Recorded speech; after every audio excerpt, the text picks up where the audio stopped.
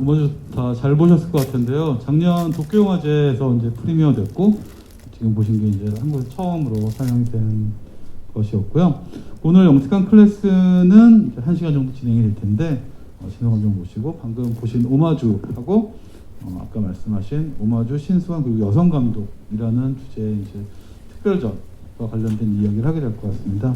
그 감독님 방금 말씀하셨지만 그 섹션에서는 이제 오마주 그리고 레인보우 그리고 이제 감독님께서 만드신 방송 다큐멘터리 여자 만세 그리고 홍은원 감독님의 62년작 여판사가 상영이 될 거고요. 그러니까 아무래도 오늘 얘기는 신수원 감독님의 작품 세계와 또 신수원 감독님을 비롯한 한국 여성 감독에 대한 이야기가 아마 주가 되지 않을까 생각이 듭니다. 오늘 행사는 주로 이제 저와 신수원 감독님이 대화를 하는 이야기 될 거고요. 후반부에 가면은 여러분들 질문도 받을 테니까요. 질문 잘 준비해 주시기 바라겠습니다. 신수원 감독님의 방금 말씀하셨지만 레인보우 2010년에 레인보우로 한국 영화 대상을 받으셨어요. 그리고 사실 10년 만에 방문이시긴 한데 그 사이에 2020년에 춘바람이라는 단편 영화를 하긴 했는데 이제 그때는 상영을 못했습니다. 코로나로. 그래갖고 대중 상영 못했던 것 때문에 이제 그렇게 됐고 일단 전주에 2020년에 심사위원으로 오시긴 하셨지만 이렇게 감독으로 오신 거는 정말 11년 만인데 소감 어떠신지 말씀 부탁드립니다. 네, 제가 그 2010년에 첫 장편 영화 레인보우였거든요. 그때 전주에 와서 상영했을 때 되게 아무래도 첫 장편이 주는 그 느낌 있잖아요. 그리고 그 영화 속 주인공도 지완이에요. 이름이 지완이고 남편 이름도 상우입니다. 근데 거기 음악 영화였거든요. 그 영화는 보신 분들도 있겠지만 박현영 씨가 이제 배우였고 그다음에 남편 역할은 김재록 선배님이 하셨고 그다음에 이제는 그 아들은 시영이라고 이제 신인 배우였는데 그 친구도 굉장히 연기를 잘했습니다. 근데 이렇게 또 10년 만에 다시 전주라는 공간에 와서 틀게 되니까 제가 사실 코로나 때문에 도쿄 영화제에서 프리미어를 했을 때 가지 못했고 그 이후 다른 해외 영화제도 가지 못하다가 2주 전에 피렌체 한국영화제 첫 상영을 했거든요. 해외에서. 그때 이제 이탈리아 관객들과 이렇게 처음으로 제가 극장에서 이렇게 영화를 봤는데 오늘 그때보다 더 떨리네요. 이상하게 저 뒤에 앉아 있는데 이상하게 음악 소리가 나오는데 정말 오랜만에 극장에 모여서 영화를 본다는 것이 어떤 건지 너무 안타까운 게 제가 항상 프리미어 상영을 할 때 영화를 같이 봤는데 도쿄에서 틀 때는 가질 못하잖아요. 너무 좀 답답해서요. 도쿄의 관객들은 도쿄에 오신 분들은 봤겠지만 그래서 참 영화를 함께 본다는 게 어떤 행위인가라는 것이 오늘 또 느끼고 또 마지막 엔딩이 또 극장 장면이 나오잖아요. 빈 극장이 나오고 거기 이제 유령 같은 그림자 같은 사람들이 등장하는데 그러다 보니까 뭔가 오늘 이 자리가 저에게 11년 만에 다시 새로 영화를 만드는 그런 이상한 느낌이 좀 들었습니다. 사실 아까 이창동 감독님하고도 약간 저 아침에 시간이 있었는데 이창동 감독님도 관객 소중한 거를 알게 되는 계기가 됐다고 말씀하셨는데 정말 이 자리에 찾아주셔서 너무 감사드리고요. 하여튼 아까 소개한 이제 이 섹션에 묶여 있는 4편 영화는 되게 이렇게 이상하게 서로 꼬리에 꼬리를 물고 있는 것 같습니다.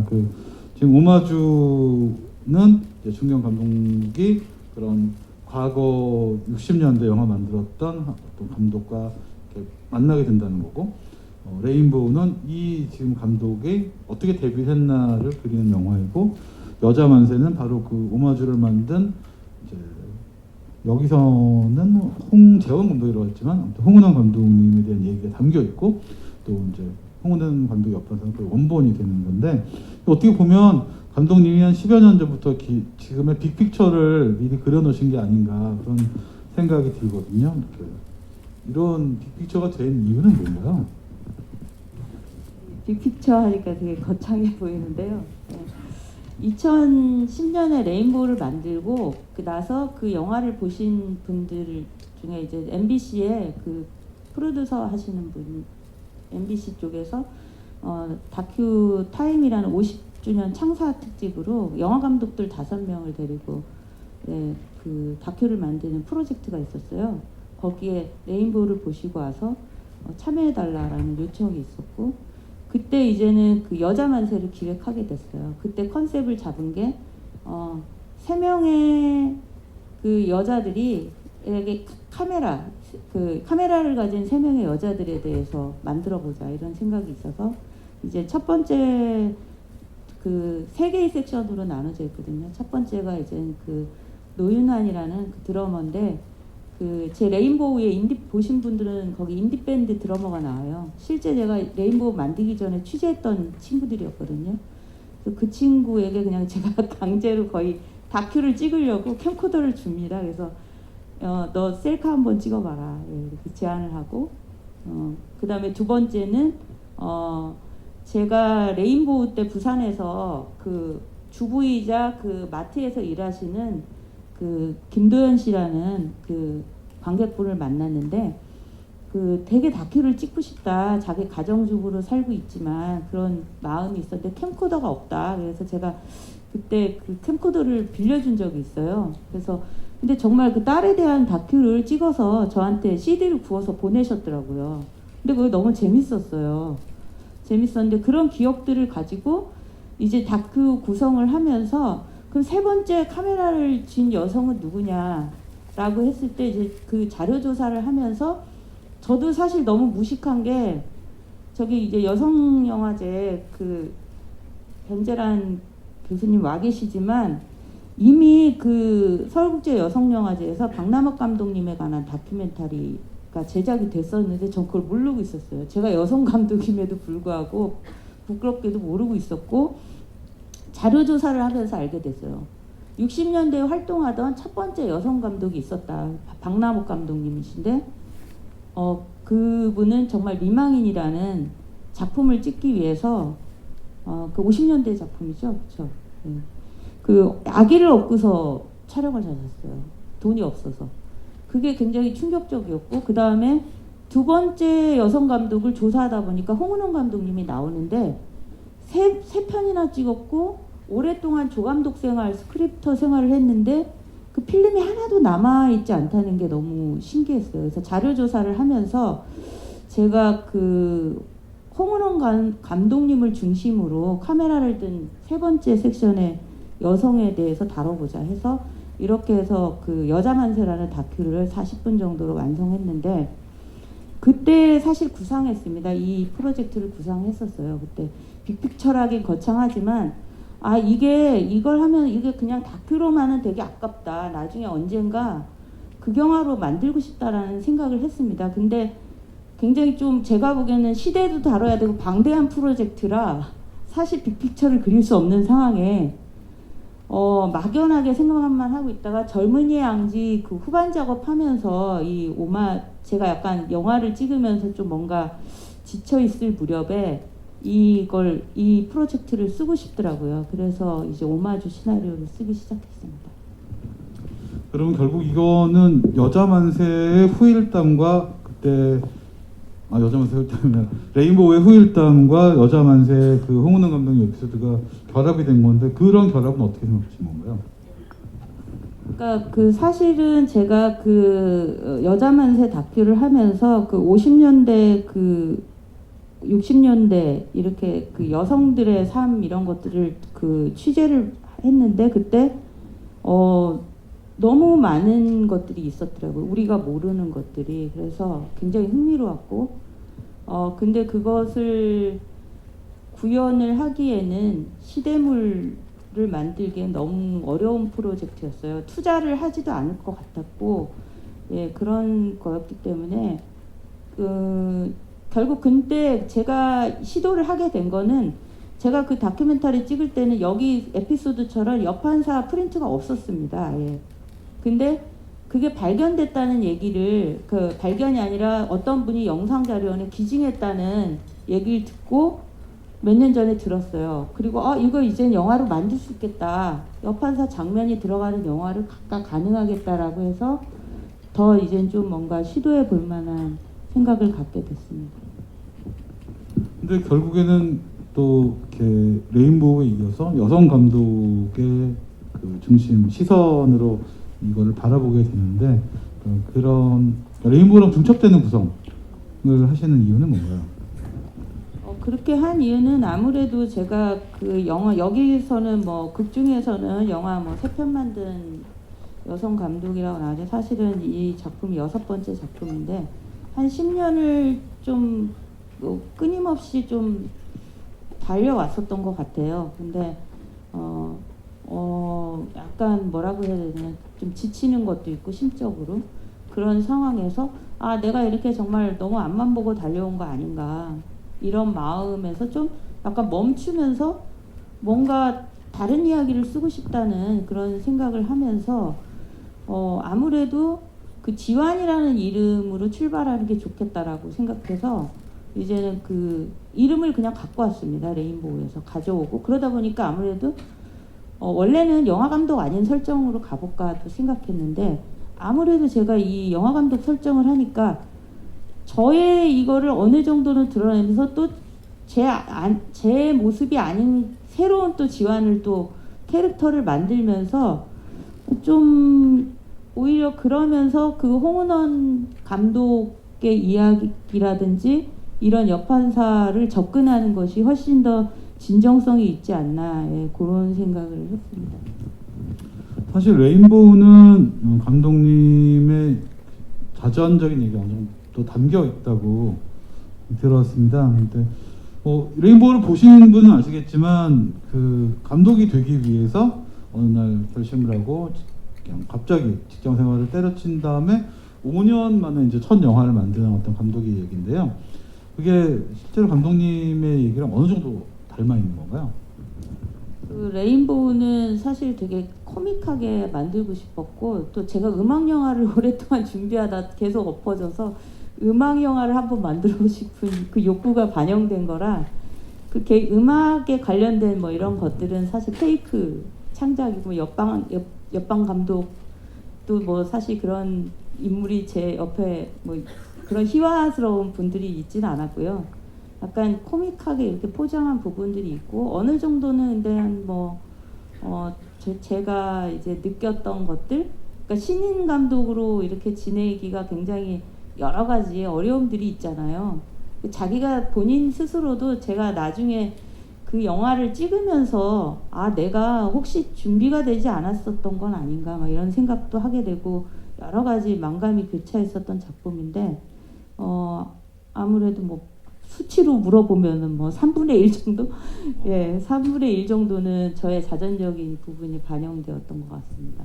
사실 그 중에 가장 핵심적인 부분, 그 어느 날 영화를 만들기 위해서 회사를 그만뒀다는 거. 그러니까 감독님 버전으로 얘기하면 영상원에 들어가기 위해서 이제 교직을 버린 건데 사실 나이가 아주 젊으셨던 것도 아닌데 그렇게 결단을 내리셨던 이유는 어떤 영화에 대한 열망이 그렇게 차올랐다 볼 수 있는 건가요?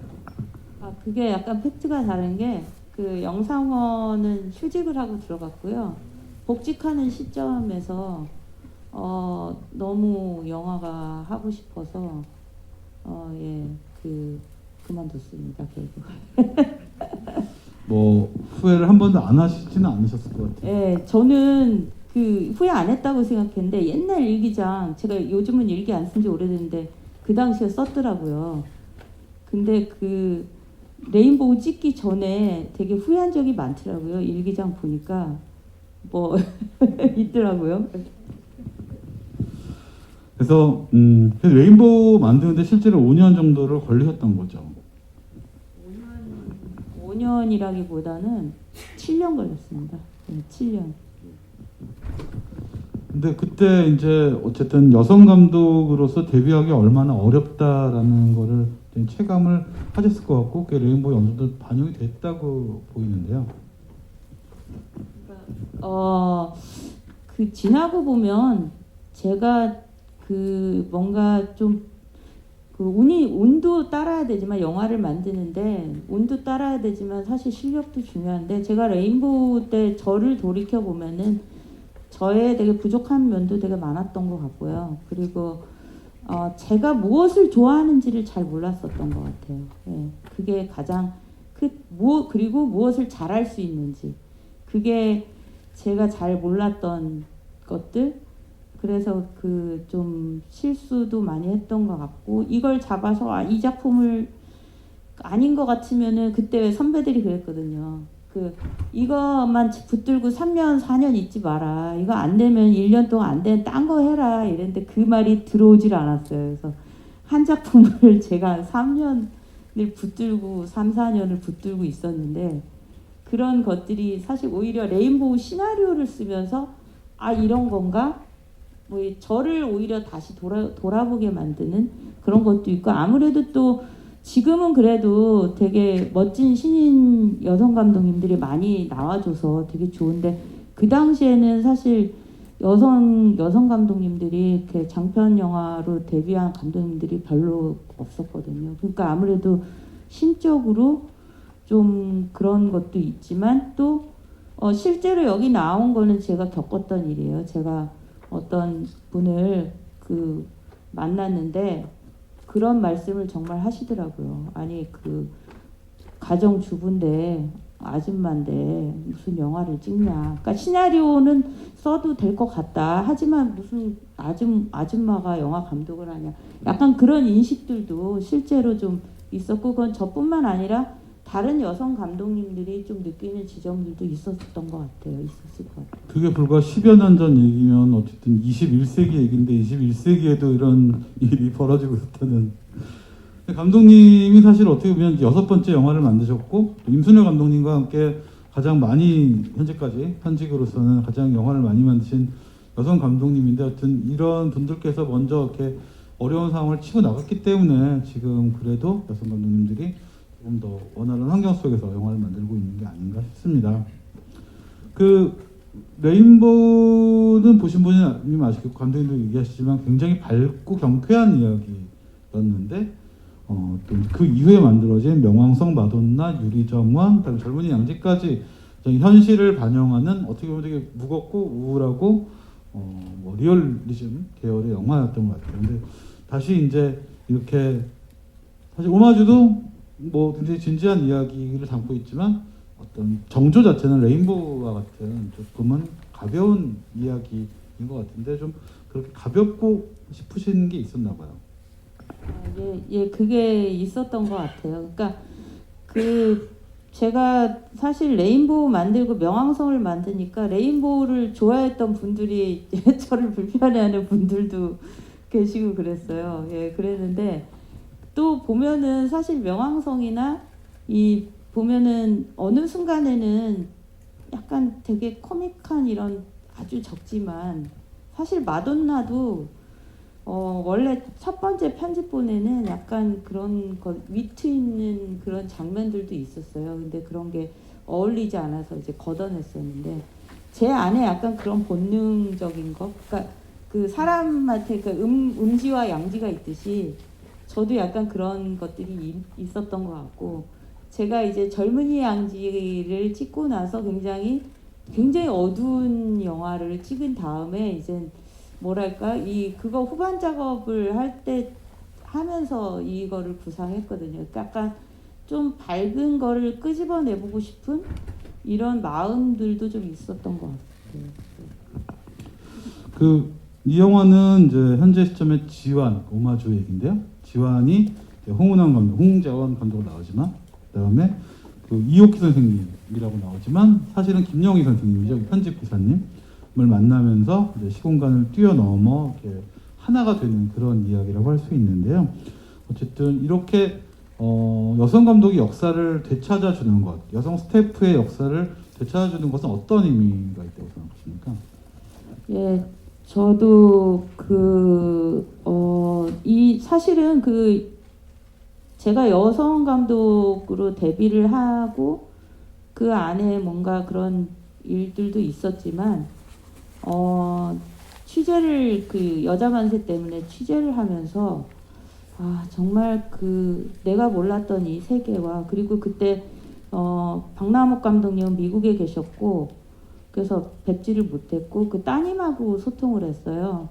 그리고 이메일로 이제 서신 교환을 했고, 그리고 이제 홍은원 감독님은 암으로 돌아가신 상태였어요. 그래서 그 따님은 살아계셨어요. 지금은 고인이 되셨는데 집을 방문해서 그 여러 가지 이제 인터뷰도 하고 따님 인터뷰 그리고 그 홍 감독님이 남기신 어쨌든 그 잡지에 기고한 글들 이런 것들을 보고 또 소도 출판사에서 발행한 책이 있어요. 그 책도 보고 그러면서 그 시절 안에서 내가 살았을 때 어떤 기분이었을까?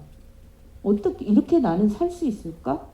물론 그분들이 어떤 다른 시선으로 보면 아 엘리트니까 가능했을 거야 뭐 이렇게도 얘기할 수 있지만 사실은 그 안에서도 사실 그 무수한 여자 만세 보면은 그 홍 감독님의 고민이 담긴 글이 있거든요. 실제로 그 남자들 스텝 안에서 홍일점처럼 일하다 보니까 이제 여러 가지의 그 본인이 겪는 고민들 이런 것들이 담겨 있는 글이 있는데 그걸 보면서 그 글이 뭔가 와 지금 내가 고민하는 것보다 10배는 더 힘든 상황에서 이 사람들이 견디면서 영화를 찍었다는 거는 이건 전쟁터에 정말 칼 없이 서 있는 사람들이 아니었을까 그런 생각이 듣고 물론 제가 그 남자 감독님들 영화도 되게 좋아해요. 과거에 뭐 그 되게 존경하는 임권택 감독님 영화도 좋아하고 김기영 감독님 영화도 너무 좋아하고 그 이만희 감독님 영화도 되게 좋아하고 걸작들이 많잖아요. 그럼에도 불구하고 그 뭔가 그 이분들에게 어떤 자원이나 지지가 있었다면 그분들이 그것을 못 해냈을까 그 당시에 그런 생각을 굉장히 많이 하게 됐어요. 그래서 이분들의 이야기를 언젠가 꼭 해야 되겠다. 그래서 여자 만세 찍으면서 제가 사실은 빅픽처라고 말씀하셨는데 언젠가 이 이야기를 세상 속에 영화로 만들어야 되겠다는 생각을 계속 품고 있었습니다. 네. 결론적으로 빅피처가 된 셈이 없고요. 네. 사실 이게 이제 여성 감독의 삶에 대해서 돌아보는 영화이기도 하지만 사실 이제 이웃집 여성에 대한 이야기라든가 뭐 이제 집안의 자궁적출이라든 가 여성성의 문제를 건드리고 옆집 여성의 안부를 묻는 그런 어떤 그야말로 여성들의 삶에 대해서 안부를 묻는 영화라는 생각도 들거든요. 예, 그 오늘 여러 가지 리뷰 중에 이제 그 처음 듣는 또 새로운 리뷰여서 네, 너무 감사하고요. 잘 봐주신 것 같고요. 물론 기획적인 거는 그렇게 시작을 했지만 여자 만세로부터 비롯했지만 실제로 제가 그 아파트를 지나가다가 아파트 바깥에 그 아파트 주차장이 아니에요. 좀 떨어져 있는 공용 주차장에 경찰이 와 있더라고요. 무슨 일인가 했더니 정말 실제 사건이었어요. 시체를 목격하진 못했어요. 못 보게 하기 때문에. 근데 이제 사람들이 뒤에서 수근거리는데 제가 정말 물어봤어요. 아니 무슨 일이냐 물어봤더니 그 여자분이 연탄가스 피우고 자살했다. 근데 그걸 못 보니까 저 또 바쁜 약속이 있었어요. 그러니까 그거를 볼 수도 없고 또 한 사람이 죽었다는 게 모르는 사람이지만 괜히 그 생각이 며칠간을 계속 머릿속에 맴돌더라고요. 그 생각이. 그리고 지나갈 때 한 번 그 차가 그대로 있더라고요. 정말로. 폴리스 라인이 쳐진 때 그대로 있는데 물론 시체는 이송을 했지만 놀라운 것은 거기 그 영화 속에서 디테일하게 안 잡혔는데 그 주차 딱지 경고문이 있어요. 그게 6개월 전이에요. 그럼 6개월 동안 아무도 그녀가 그 안에서 죽어가는 걸 아무도 보지 못했다는 거죠. 그게 너무 잔상이 사실 아마 제가 이 시나리오도 2020 그러니까 쓴 지 좀 꽤 돼가지고 기억이 안 나는데 아마도 그 사건이 저한테 이걸 쓰게 만든 발단이었던 것 같아요. 되게 뭔가 심적으로 뭔가 연쇄작용으로 뭔가 그 우울해지는 이런 느낌들이 있었고 이게 뭔가 해소를 시키고 싶은 이런 욕망 이런 것도 있으면서 자연스럽게 그 오마주 시나리오로 가지 않았나 그런 생각이 들어요. 오마주는 이제 레인보우에 이어서 어떤 가족이 나오고 또 가족 이야기가 되게 중요합니다. 그리고 이 자리에는 이 영화의 가족분으로 출연하신 배우 한 분이 계시는데요. 권혜호 배우님을 무대 앞으로 모시겠습니다. 큰 박수를 맞이해 주십시오.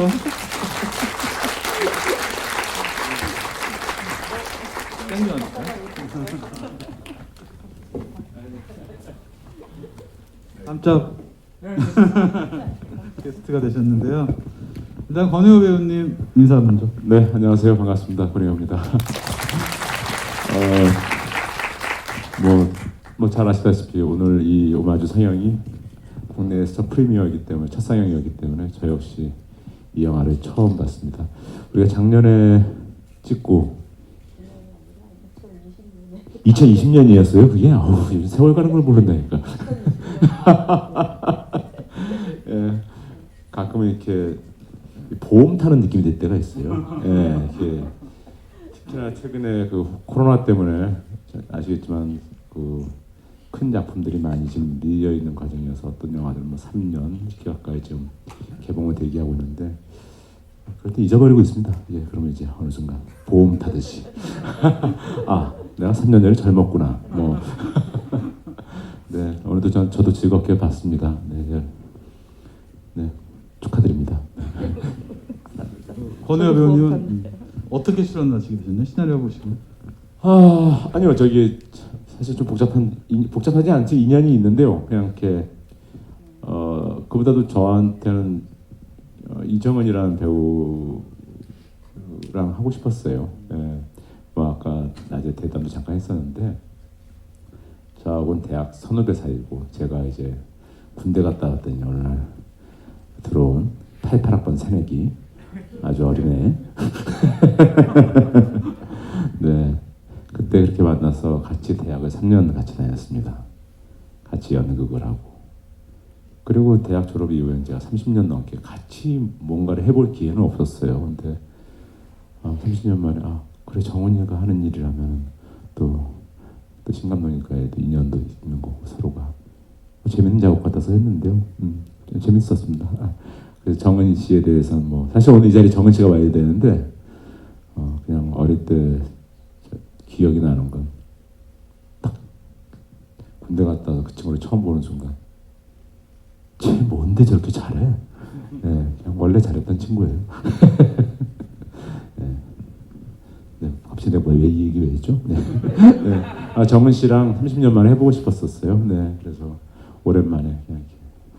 근데 참 그 만남이 좀 너무 짧았죠. 네. 근데 영화상으로 보니까 좀 꽤 많이 찍은 것이 보여요. 네.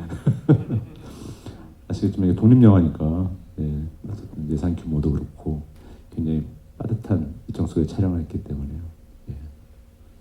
뭐 근데 영화적으로 봤을 때 그렇게 뭐 빠듯하다 뭐 이렇게 적은 이렇게 촬영 분량이다 이런 느낌은 별로 없고 사실 오면서 민망했어요. 정은 씨도 없는데 나 혼자 나와서 뭘 하지? 이 정도는 없으니까. 근데 되게 그 리얼하달까 그 능청맞고 정말 얄미운 남편이더라고요. 그런 생각을 전혀 안 하고 찍었습니다. 이런 순간에 정말 절박한 마음으로 찍었습니다. 네. 감독님 이제 어쨌든 저런 남편 캐릭터를 만드셔서 이제 이 안에 집어넣으신 이유가 있겠죠. 여성 감독의 이야기를 하시면서. 그러니까 사실은 제가 개봉 전에 저희 남편한테 이실직고 했어요. 개봉하면 영화 봤을 때 기분 나쁠 수도 있다. 미리 얘기했어요. 근데 그거는 그런 거였구나. 그런데 좀 참아라.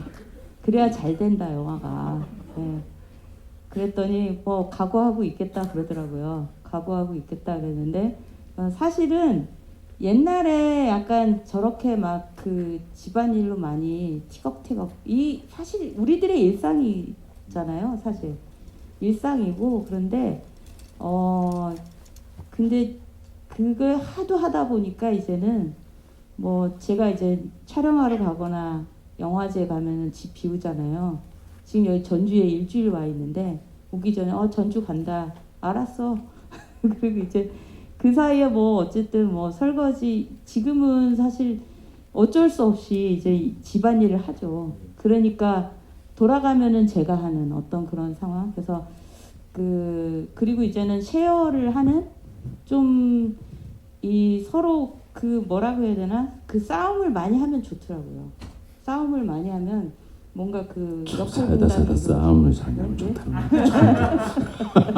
그렇더라고요. 그래서 약간 지금의 모습하고는 다른데 그 현재 모습을 담는 것보다는 한국의 그 아시아의 어쨌든 전 세계적인 그 워킹맘들의 어떤 삶 이런 것들을 넣고 싶어서 그런 장면들을 넣었습니다. 네. 근데 제가 했던 역할이 그래도 좀 애정이 느껴지지 않나요? 그쵸. 왜냐면 네. 그런 대화와 그런 네. 방식은 기본적으로 친구 같은 부부 사이에 가능한 대화들이기 때문에 네. 감독님의 의도는 뭐 이쪽보다는 확실히 아들 쪽인 것 같은데, 네. 그러니까 레인보우에서도 그렇고 뭐 네. 아버지 저 남편은 뭐 비슷한데 레인보우에서도 결국 아들이 뭔가를 주고 또 이 영화에서도 뭐 탕준상 씨 이제 연기하는 아들이 뭐 그렇게 별거 아닌 것 같다가 그런 편지로 뭐 이렇게 큰 감동도 주고 어쨌든 아들한테 느끼는 게 남편한테 느끼는 것보다는 좀 다른 그런 감정 같더라고요. 예, 살아보면 압니다. 네. 살아보시면.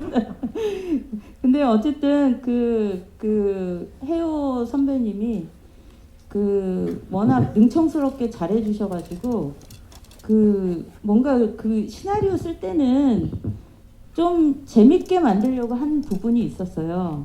이들의 티격태격거리는 이 싸움 뭐 이런 것들이 어떤 일상에서 우리가 소소하게 느낄 수 있는 이런 것들이었는데 이게 또 잘못하면은 무슨 남녀 대결처럼 되겠구나 이런 거 좀 걱정을 했는데 너무 능청스럽게 잘해주셔가지고 사실 찍으면서도 저는 굉장히 올드한 표현이에요. 네. 능청스럽게 이런 거. 아까 말씀하셨잖아요. 저 따라한 건데. 예, 그래서 워낙 잘해주셔서 편집할 때 계속 웃었어요. 상우가 나오는 장면에서 이제 계속 낄낄거리고 좀 웃게 되더라고요. 오늘도 그렇고. 사실 그런 장면 찍을 때는 사실 좀 뭐 의외로 신경 쓰이는 부분들이 그런 거 방금 말씀하신 것 같은 거예요. 그러니까 이게 너무 뻔한 거. 저 사람들은 지금 부부 사이가 안 좋구나. 근데 그런 것보다는 우리는 영화를 보는 순간 그 배우와 배우 사이의 대사를 통해 직접적으로 그냥 그 의미가 미닝이 전달이 돼야 되는데 어떤 상태로서 자꾸 이해되면 안 되거든요. 예, 그런데 그 안에서 그러면서 동시에 뭔지 모르게 과거의 두 사람은 굉장히 친구 같은 관계들, 이런 따뜻한 관계였을 거라는 것이 느껴지는 뭐 그런 느낌들에 대한 것은 좀 고민을 하죠. 아무래도요. 하기 전에, 촬영하기 전에. 그리고 뻔하지 않게 보이기 위한 것들이죠. 예. 제가 질문 간단한 거 딱 하나만 하고 여러분께 질문 걸 넘기겠는데요.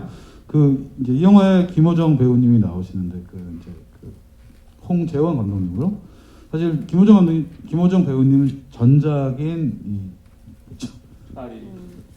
프랑스 여자요? 아니 젊은이의 양지에서 정말 되게 뭐 악역이면서도 그러니까 스스로 가해자이면서 피해자인 어떤 그런 캐릭터를 연기해서 굉장히 괴로우셨을 것 같은데 아무튼 그런 김호정 배우님을 이렇게 이쪽으로 가져오신 이유가 있으실 것 같아요. 예, 젊은 양지 때 제가 보통 이렇게 한번 작업을 했던 분들은 또 다시 이렇게 해보고 싶은 그런 게 있어서 시나리오 쓰다가 자연스럽게 이렇게 좀 호정 씨하고도 이번 작품도 해봐야 되겠다 이러면서 시나리오 쓸 때 고민을 했고 그리고 정은 씨 캐스팅 되고 나서 바쁜 스케줄이었어요. 되게. 그래서 좀 무작정 어쨌든 좀 같이 하자. 사실 저예산 영화를 하면 그런 게 민망하거든요. 그러니까 어떻게 보면은 다시 안 찾아줘도 되는데 이럴 수 있어요. 예, 진짜 개런티도 별로 못 주고 그럴 수 있는데 단숨에 읽으시더라고요. 정말 제가 시나리오 주고 준지 4시간인가 2시간 지났나? 저한테 딱 카톡이 온 거예요. 나 그림자 할래. 홍 감독 할래. 이렇게 오신 그럼 거예요. 시나리오에서도 다 그림자였군요. 예, 그러니까 원래는 그래서 어쨌든 그림자에 완전히 매료가 됐더라고요. 그래서 너무 재밌었어요. 그래서 만나가지고 그림자를 해주세요. 근데 그림자에 사실 저희 간단한 그림자는 저희 스텝이 했어요. 제작부 스텝이 대역을 했는데 중요한 장면들은 본인이 직접 하시겠다 그래서 드라마 스케줄 때문에 바빴는데 그럴 때는 본인이 다 했다고 하세요. 예, 굳이 뭐 그렇게 투머치한 거예요. 이게 너무 이거 과한 네. 정보예요. 그런 건 전혀 네. 도움이 안 됩니다. 저 보험 예. 탔습니다. 5월달에 지금 개봉을 앞두고 있는데 그거 네. 전혀 홍보에 도움이 저 안 오늘 돼요. 보험 탔습니다. 앞으로 지휘할 때는 꼭 권혜영 안 배우님과 되겠다. 진짜. 네, 뭐 일단 여기까지 했는데요. 여러분들이 굉장히 질문을 하고 싶어 하시니 테니 여러분들 일단 질문을 받도록 하겠습니다. 질문 있으신 분은 손을 들어서 질문 희망을. 네, 잠시만요.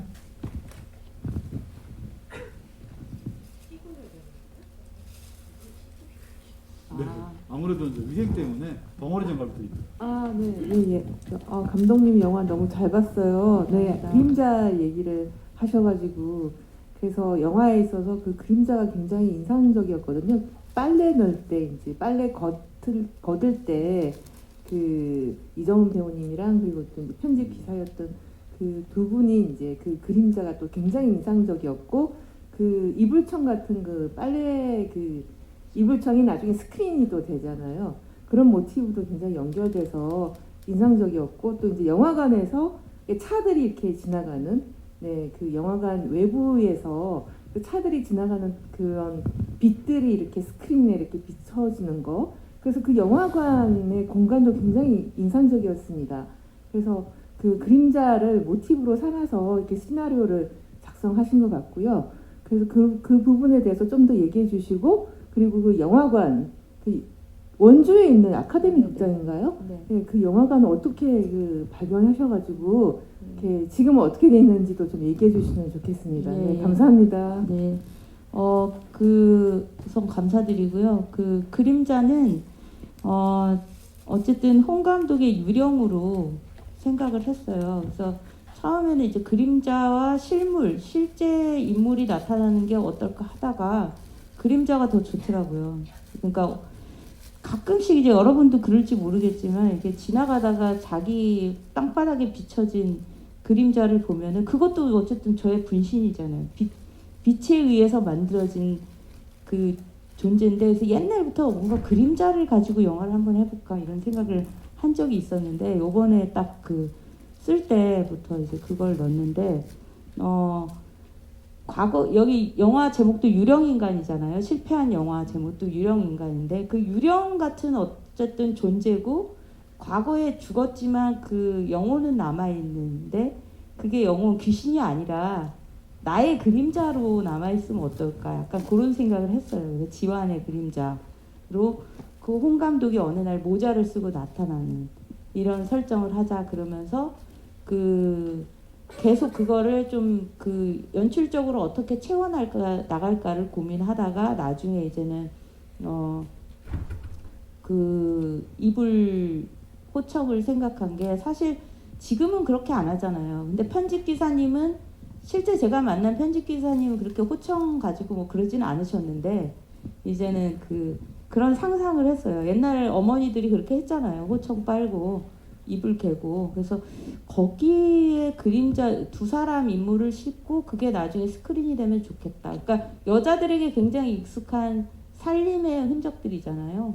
그거를 어쨌든 일로 가져오면 좋겠다라는 아이디어를 생각했고 극장 같은 경우는 저희가 이제는 오래된 극장을 이게 굉장히 중요한 공간인데 사실 이렇게 리모델링 극장은 많은데 그러니까 낡은 극장이어도 외관은 낡았지만 안은 리모델링이 되어 있는 경우가 많더라고요. 그래서 정말 많이 찾아다녔는데 서치도 하고 찾아다니기도 했는데 이렇게 마땅한 곳이 없었어요. 그러다가 블로그에서 이제는 원주 아카데미라는 극장이 있다는 거를 누가 올린 거기 그 아카데미 회원이 있더라고요. 그분이 올린 글을 해서 이제 제 PD님 계신데 PD님한테 여기 한번 조사해서 연락해보자. 연락처가 나와요 또. 연락했더니 그 담당하시는 분이 거기 관리하시는 분하고 어떻게 만나게 된 거예요. 그래서 우리 가겠다. 거의 무작정 갔어요. 가서 좀 보여달라 그랬더니 허락을 해주신 거예요. 그분이 그 원주 미디어 센터에 계신 분인데 허락을 해주셔가지고 그 극장이 60년대 극장인데 그 문 닫은 극장이죠. 근데 이제는 거기 그 아드님한테 넘겨줬는데 아드님이 이제 건물주인데 그 미디어 센터에서 그거를 복원시키려고 이렇게 하고 있었어요. 그래가지고 그때 이제는 저희가 들어갈 수 있게 허락해줘서 이제는 들어가서 봤는데 너무 놀란 거예요. 아, 그 내부가 물론 시트 같은 거 깨끗하게 정리를 해두셨더라고요. 근데 저희가 더럽힌 거거든요. 그러니까 미술팀이 더럽혔다기보다는 미술 세팅을 한 거예요. 하얀 그 커버 같은 것도 넣고 그랬는데 너무 그 공간이 주는 그 느낌이 너무 좋았습니다. 아니에요, 그건 다 CG예요. 실제 그런 건 없고요. 저희가 이제는 그 만들었습니다. 구멍을 이렇게 만들어서 구멍 뚫고 실제 탑 조명을 위에 올려서 CG로 이제는 합성을 시킨 거고 실제 구멍이 있었던 건 아니고요. 예. 근데 그 건물이 주는 느낌들이 너무 좋아서 다행히 또 도와주셔서 그 촬영 허가를 해주셨는데 대신 영사실엔 그런 35mm 필름이 완성된 게 없었습니다. 부속들은 있었는데 그래서 그 영상자료원 쪽에 협조를 해서 그걸 갖고 계신 분들을 저희가 찾아가서 오히려 영사실 세팅하는데 좀 저희 비용이 많이 들어갔습니다. 그래서 원주 아카데미는 그 이후에 그 철거한다는 있었어요. 거기가 왜냐면 금싸라기 지역이라서 근데 매입될 위기에 있었는데 그쪽에 활동하시는 분들이 그거를 지키는 운동을 하셔가지고 지금 다행히 시에서 보존하는 형태로 해서 저희가 사실 시사를 거기 가서 한번 개봉 전에 하기로 했습니다. 네. 그래서 저도 궁금하게 이 엔딩 장면이 근데 제가 처음에 갔을 때 거기 헌팅을 하다가 진짜 이 스크린에 빛이 왔다 갔다 하는 거예요. 그래서 이게 뭐냐 그랬더니 설명을 해주시더라고요. 바깥에 자동차가 지나가면서 자연스럽게 형성되는 빛인 거예요. 그래서 순간 제가 이게 영화다. 그래서 제 시나리오를 바꿨습니다. 엔딩을. 그리고 대신에 그림자는 없어요. 그리고 그 빛을 찍으려면은 강한 햇살이 때릴 때 가야 돼서 그 촬영 감독님, 조명 감독님한테 이거 무조건 찍어야 된다. 2시 되면은 맑은 날. 저희가 이 원주에서 4회차인가 찍었는데 무조건 그거부터 찍자. 그래서 그걸 확보하는데 대신에 사람 그림자를 넣고 싶었습니다. 그래서 그 조명팀에서 우리 스태프들이 지나가게 해서 인위적인 어떤 그 인물 그림자를 그게 합성 CG가 아니고 실제로 리얼로 촬영을 해서 넣었습니다. 그래서 그 부분이 굉장히 저에게 중요한 장면이었고, 예. 그래서 너무 잘 도와주셔가지고, 그래서 오래된 극장들을 좀 보존해줬으면 좋겠다 이런 생각을 많이 했습니다. 네, 또 다음 질문 부탁드리겠습니다. 네, 저쪽에.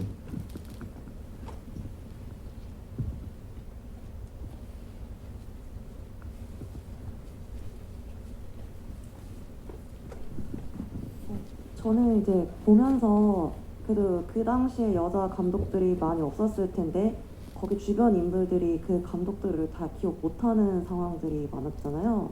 그래서 그 부분들이 궁금하더라고요. 저도 그 남초에서 다니고 있는데 저를 다 알거든요. 아무도 저는 잘 모르는데 그래서 왜 그렇게 됐는지 좀 궁금했어요. 그 실제로 제가 다큐멘터리 취재할 때 저희가 홍 감독님의 여판사 필름도 없고 아무것도 없었어요. 그분은 이미 고인이 되셨고 좀 답답한 상황에서 따님은 생존에 계셨지만 같이 일하신 분 그 김영희 기사님은 다행히 그 건강하게 계셔서 저희가 취재를 할 수 있었지만 그 외에 함께 작업했던 분들을 서치를 하면서 했는데 실제로 기억 못 하시는 분들이 있었습니다. 왜냐하면 그 당시에는 너무 많은 다작을 하셨기 때문에, 그리고 나이가 연세가 많이 드셔서 치매가 걸리신 분들도 있었습니다. 그러다 보니까 아예 기억을 못하는 경우들도 실제 있었습니다. 네, 또 다음 질문 부탁드리겠습니다. 여판사는 근데요, 그 당시에 20만인가 엄청나게 대박 그 엄청나게 흥행했던 영화였습니다. 여판사는. 근데 지금도 3분의 1이 없습니다. 프린트의 3분의 1이. 네. 그래서 뭔가 좀 이렇게 저도 봤는데 뭔가 이렇게 삐걱삐걱 거리죠. 네, 다음 질문 부탁드리겠습니다. 저쪽에.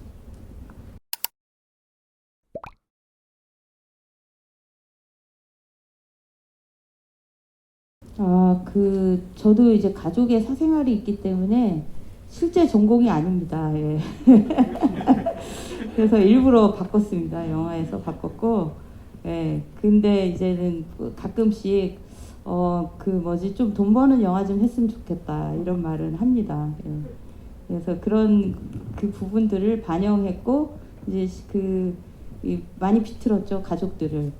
예, 그래서 본인들의 어쨌든 저에게 한마디씩 던진 얘기들이 들어가면 그 저작권 물어라 뭐 이런 말도 가끔 합니다. 그래서 조심해야 돼요, 저도. 그래서 함부로 쓰질 못하고 있고, 그래서 문과 공문과로 바꿨습니다. 근데 뭐 이건 감독님의 의도하고 상관없이 저는 그 고문가라는 걸 재밌게 봤던 것 같아요. 그게 가만히 보면 이 영화 속에서 돈 되는 일을 하는 건 저밖에 없지 않습니까? 그게 굉장히 중요한 일인 것 같아요. 그러니까 가끔은 이렇게 살아가면서 돈 되는 일과 돈 안 되는 일을 구분짓는 일이 얼마나 허망한 일인지 잘 모르겠지만, 저는 이 영화가 주는 그런 게 미덕이라 생각해요. 한 집안에 어머니와 아들이 돈 안 되는 일을. 그리고 저 같은 경우도 고문과 보니까 생각나는 게, 제가 어릴 때 처음 뭐 연극 일을 하겠다고 하니까 어머니가 걱정을 심하게 하셔서 제가 어머니를 그렇게 안심시켜드렸던 기억이 납니다. 엄마, 철수 있잖아. 걔 시스인데 미친 거 아니야? 엄마, 영숙이 걔 그림 그리겠대. 미친 거 아니야? 이러면서 어머니를 안심시켰던 기억이 나는데 저는 이제 그래서 이 영화 속에서 그러한 아들의 모습, 만약에 그 아들이 어떤 삶에 쩌들어서 혹은 이렇게 기성세대의 뭐 그런 것을 다 갖고 있는 사람이 아닌, 그래서 이 영화가 이렇게 날이 서 있지는 않지 않습니까? 그래서 그런 아들이 던지는 돈 좀 버는 일 좀 해라는 의미는 계속 응원하겠다는 뜻이겠죠.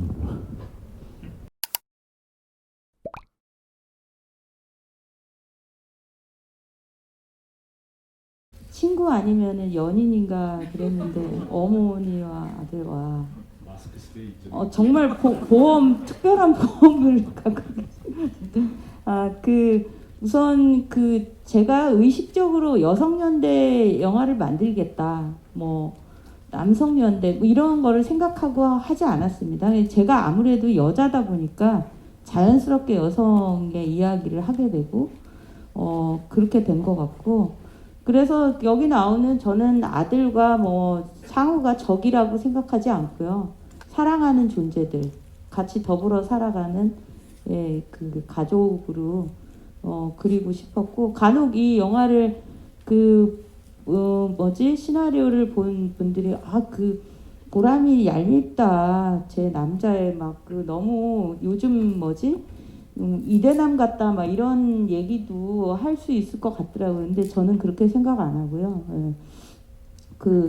그리고 저는 반대로 역할을 바꿔서 그 상우가 수술하고 나왔을 때 정은 씨가 엉덩이 딱 치면서 야 시스터 이럴 수 반대 그러니까 시스터. 상우가 정은 씨한테 전립선 수술 후에요? 정은 씨한테 아니 그럴 수도 있다고 생각해요. 그러니까 꼭 브라더가 뭐 그런 게 아니라 반대의 경우에는 뭐 남편이 와이프한테 야 시스터 뭐 이럴 수도 있는 거잖아요. 그래서 그렇게 가벼운 농담으로 하려고 했던 거고.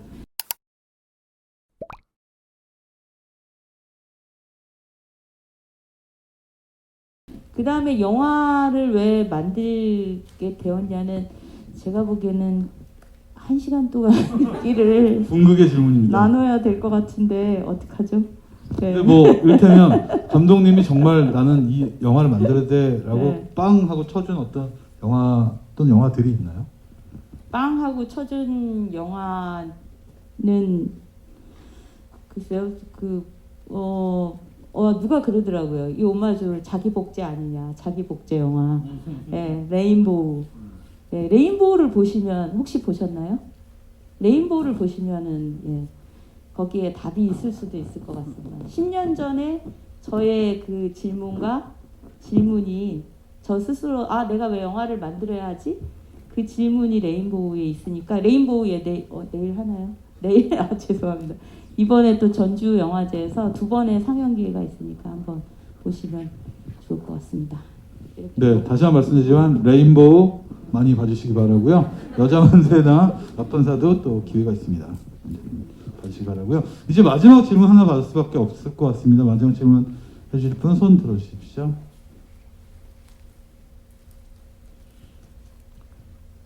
네, 꽤 긴 시간 저희가 대화를 나눴으니까 이제 마지막으로 그러면 감독님이랑 권혜아 배우님 인사하면서 오늘 저희 마치도록 하겠습니다. 네, 뭐 질문이 없을 수밖에 없는 영화 아니겠습니까? 예, 모든 게 명쾌한데요, 뭐.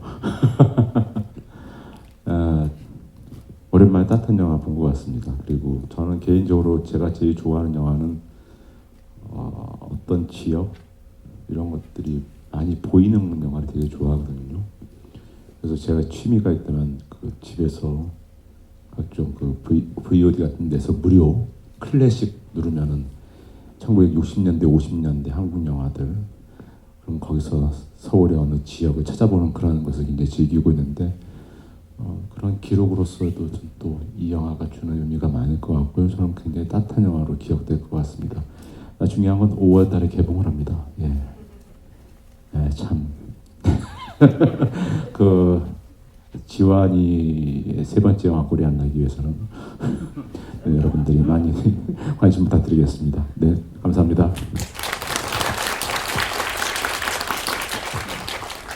네, 어쨌든 이렇게 따뜻한 봄날에 제가 전주에서 그 10년 전에 추억을 다시 새길 수 있게 만들어줘서 너무너무 감사드리고요. 네, 그리고 5월 26일 개봉합니다. 스포 있습니다. 스포는 숨겨주시고요. 많이 사랑해 주십시오. 감사합니다. 네, 이상으로 신성환 감독님 영특한 클래스를 마치도록 하겠습니다. 큰 박수 부탁드립니다. 네, 노래 고맙습니다. 네.